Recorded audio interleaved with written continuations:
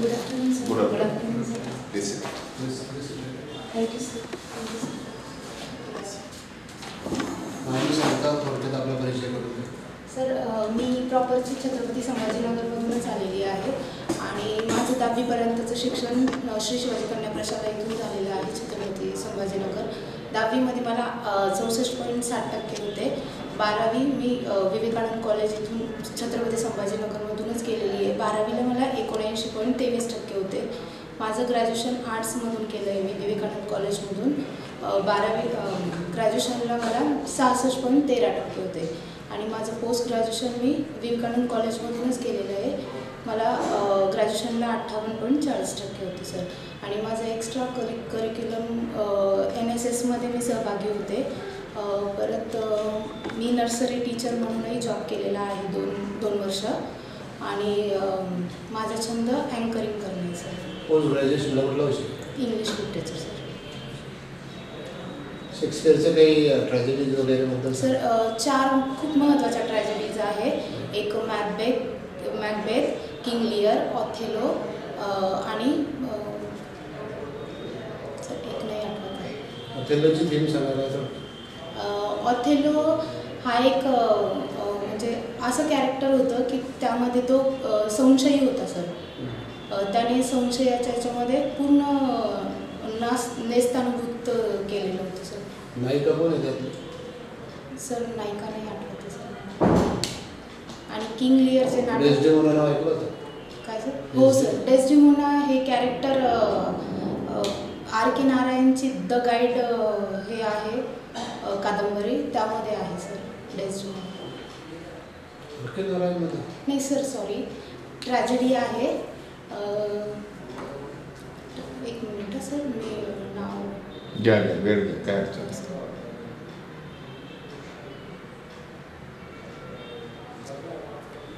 ऑथेलोमध्येच आहे sir Desdemona. त्याची wife होती सर. ठीक आहे. आता विल्यम शेक्सपियर यांच्याबद्दल तुम्हाला, कारण तुमचं पोस्ट ग्रॅज्युएशन झालेलं आहे. हो सर. आता विल्यम शेक्सपियर यांच्याकडे बऱ्याच क्वालिटीज होत्या. हो sir. You are taking some qualities inbuilt केल्या असतील तुम्ही ज्यावेळेला पदवीचं शिक्षण आणि पोस्ट ग्रॅज्युएशन झालं तेव्हा. तर अशा कोणत्या क्वालिटीज तुम्हाला पोलीस प्रशासनाला उपयुक्त पडतील, त्या क्वालिटीज आम्हाला सांगा. सर, त्यांची जी लिखाण शैली होती ती खूप महत्त्वाची होती. वेगळ्या पद्धतीने ते लिखाणाचं काम करायचे आणि ते वेगवेगळ्या पद्धतीने लिहिलेलं होतं. त्यांनी सॉनेट्स वेगळे लिहिलेले होते, नॉवेल्स पण. या म्हणजे तुम्हाला असं म्हणायचं आहे का की पोलीस प्रशासनामध्ये तुम्ही लिखाण कौशल्य, लिखाण शैली ही वेगळी घ्या, जसं विल्यम शेक्सपियर यांनी घेतलं. म्हणजे जो IPC कायदा आहे, जसं आता तुम्हाला FIR लिहायचं असेल तर तुम्हाला काहीतरी IPC कलम त्या दिलेले असतात, ते न लिहिता तुम्ही काहीतरी वेगळं इनिव्हेटिव्ह टाकाल, असं म्हणायचं आहे का तुम्हाला? हां, वेगळं काही नाही. हां, बरं, मग कसं घेणार ते मला सांगा. सर, बरं, व्हॉट इज द सोनेट?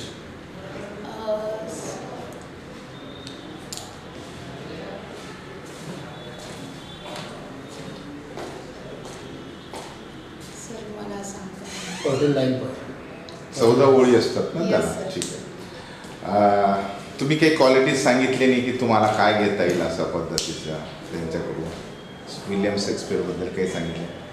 त्याला विल्यम वर्ड्सवर्थ माहिती आहे तुम्हाला? हो सर. काय आहे ते? ते एक कवी आहे सर. त्यांच्या विविध कविता फेमस आहेत. कोणत्या संदर्भात कविता जास्त लिहायची ते म्हणजे आपण नेचर संबंधात जास्त कविता आहे त्यांच्या. बरं, ठीक आहे. मला सांगा की तुमचं शिक्षण इंग्रजी आहे आणि इंग्रजी शिक्षण घेऊन तुम्ही चांगला नर्सरीमध्ये जॉब केला आहे. मुलांना, लहान किड्स मुलांना शिकवलं आहे तुम्ही. एवढं ज्ञानदानाचं पवित्र काम सोडून तुम्ही पोलीस प्रशासनात काय येतात हे मला कळलं नाही. सर, मला PSI होण्याचं एक म्हणजे असं कारण आहे. माझा एक मुख्य उद्देश आहे. मी ज्या भागातून आले सर, तिथे शिक्षणाचं प्रमाण खूप कमी आहे आमच्या एरियामध्ये. आणि माझ्यासारखे जे तरुण पिढी आहे त्यामध्ये शिक्षणाची कमतरता आहे. आमच्या इथे मी एकटी मुलगी आहे सर की जी ग्रॅज्युएट होऊ शकली. तर मला वाटतं की मी विविध समस्यांना सामोरे गेले सर, जास्तीत जास्त इकॉनॉमिकली समस्या. तर त्यामुळे मला असं वाटतं की त्यांच्यासाठी मी काहीतरी करू शकेल, म्हणजे मी एक इन्स्पिरेशन बनू शकेल सर त्यांच्यासाठी. आणि PSI हेच पद असं आहे की मला लोकांसोबत संवाद साधता येईल आणि लोकांसाठी कार्य करता येईल सर. त्यामुळे माझं ध्येय हे PSI झालं. लोकांसाठी कोणतं कार्य करायचं ते तरी मला जाणून घेऊ द्या. येस सर, लोकांसाठी हे कार्य करायचं जास्तीत जास्त स्त्रियांसाठी सर. कारण स्त्रियांना कायद्याची जाणीव कमी आहे सर. म्हणजे बऱ्यापैकी स्त्रियांना कायद्याची जाणीव नसल्यामुळे ते घरगुती हिंसाचारांना बळी पडतात सर. त्यामुळे त्यांना कायद्याची जाणीव करून देणं हे खूप महत्त्वाचं आहे सर. आणि जी जनता आहे त्यांना पोलीस प्रशासनाबद्दल एक भीती वाटते सर. तर ते आपण मला वाटतं की संवाद कौशल्याद्वारे आपण त्यांच्यामधून ती भीती घालवू शकतो. आता कॉलेजमध्ये रोमिओसाठी एक पथक काम करतो. Yes. त्या पथकाचं नाव काय? दामिनी पथक. दामिनी पथक. काय वैशिष्ट्य आहे दामिनी पथक? दामिनी पथकचं एक असं वैशिष्ट्य आहे सर की ते जे तरुण पिढी आहे कॉलेजमध्ये जाणारे, ते लेक्चर न करता जे बाहेर कृत्य करतात त्यांना आळा बसवण्यासाठी आणि मुलींची काळजी घेण्यासाठी ते पथक आता मनोधैर्य योजना माहिती आहे का तुम्हाला? सर माहिती आहे, पण सर मी वाचली सर. स्वधार योजना हो सर. काय असतं? स्वधार योजना ही SC कॅटेगरीसाठी असते.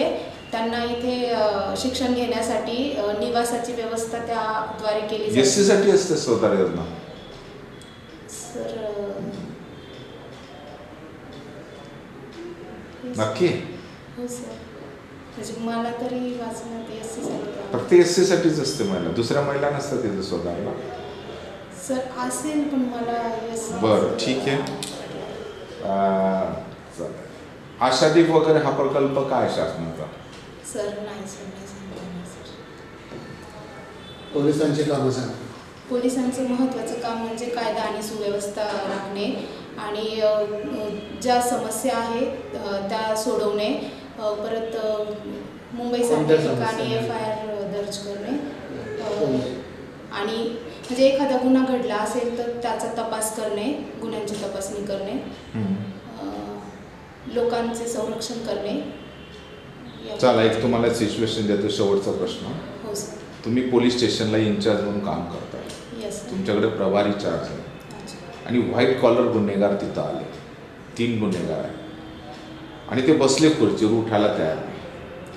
मग तुमच्या अधिकाऱ्यांनी सांगितलं, वरिष्ठ अधिकाऱ्यांनी, काठी आहे, रिव्हॉल्वर आहे, पाण्याचा जार आहे, साप असतील पडलेले ते गारोड्याकडून ते घेऊन यावे जे असतील, किंवा काचकोयरी आहे, कोणताही वापर करा आणि त्यांना खुर्चीने उठवा. तर तुम्ही प्रथम काय घ्या?